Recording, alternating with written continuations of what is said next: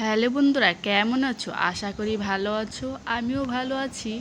এই দেখো বন্ধুরা, তোমাদের সঙ্গে আজকে আমি শেয়ার করব রুই মাছের কারি।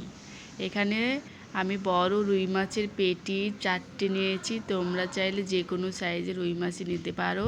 এখানে আমি পেটি নেব। আর এই মশলাটা এখানে পেঁয়াজ, রসুন, টমেটো, কাজু, কাঁচা লঙ্কা, আদা আর জিরে আর ধনিয়া আমি গুঁড়ো দেবো, সেজন্য দেখালাম না। এখানে মশলাটা কাঁচা বেটে নিলাম শিলনোড়াতে। তোমরা চেষ্টা করবে অবশ্যই শিলনোড়াতে বেটে নেওয়ার, তাহলে তরকারির স্বাদটা দ্বিগুণ বেড়ে যায়।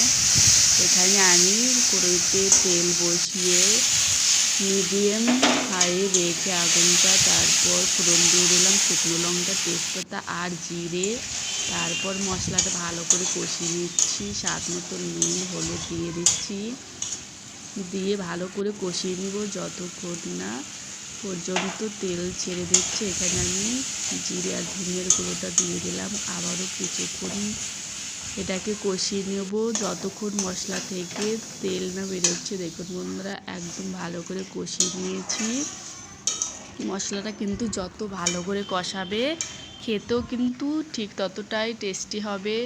এখানে কষিয়ে জল দিয়ে কিছুক্ষণ পরে ফিরে আসলাম। দেখুন বন্ধুরা, যখন জলটা টকবক করে ফুটছে তখন আমি রুই মাছগুলো দিয়ে দিলাম, ভেজে রেখেছিলাম আগে থেকেই। দেখুন বন্ধুরা, প্রায় রেডি তরকারিটা। এবার আমি নামিয়ে নেব। দেখুন বন্ধুরা, কি সুন্দর হয়েছে। একবার বানিয়ে খেয়ে দেখবে, আর প্লিজ আমাকে বলবে কমেন্ট করে কেমন হয়েছে।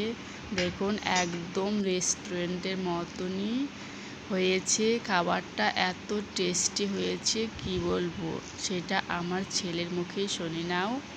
আর প্লিজ যদি ভিডিওটা ভালো লাগে প্লিজ সাবস্ক্রাইব করে দেবে। ভালো হয়েছে।